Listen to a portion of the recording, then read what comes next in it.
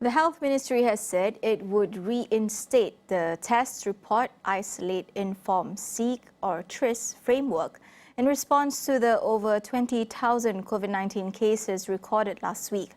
Azrul Mohd Khalib of the Galen Centre for Health and Social Policy evaluates the effectiveness of this framework in curbing the current wave of infections. We know from the lessons of the past couple of years, it is certainly insufficient and will do very little to address the current surge in COVID-19 cases.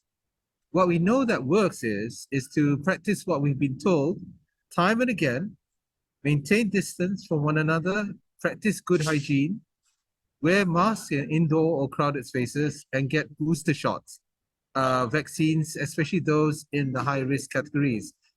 We can tell from the number of active cases that COVID-19 is still circulating.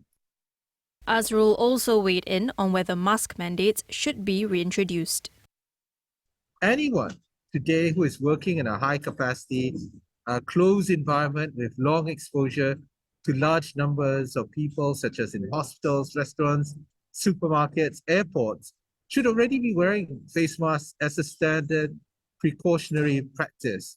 We don't need really to impose mandates again, or even the harsh restrictions of quarantine like what we did in the past year.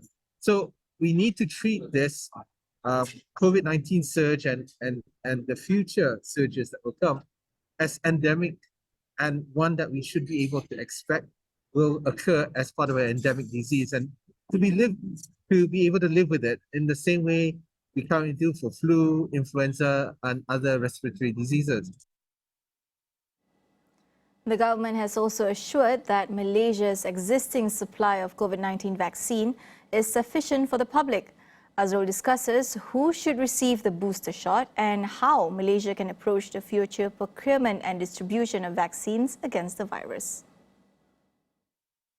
It's important for medically vulnerable persons to be protected by strengthening their immunity with a COVID-19 booster, ideally within 12 months from their last dose, which is pretty much almost everyone now in the entire country.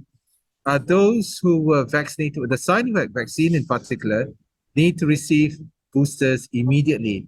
The issue is whether or not the vaccines that we currently have available in country are updated and able to provide the necessary coverage and protection against severe illness, hospitalization, and premature death.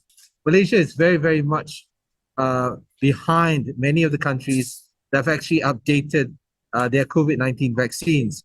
Pfizer and Moderna's monovalent vaccine targeting the XBB 1.5 COVID-19 strain comes to mind. Though these monovalent vaccines target the XBB 1.5 strain, which is no longer really dominant, they do provide better protection than current bivalent vaccines against the various COVID-19 Omicron strains, that are currently circulating today. So they will and still generate a strong immune response that will protect against the current variants, which you might hear of is EG.5 and BA 2.86. So what we need to see happen right now is we need new and updated vaccines to become available in Malaysia, at least in the private market, so that people can decide if they want to get vaccinated.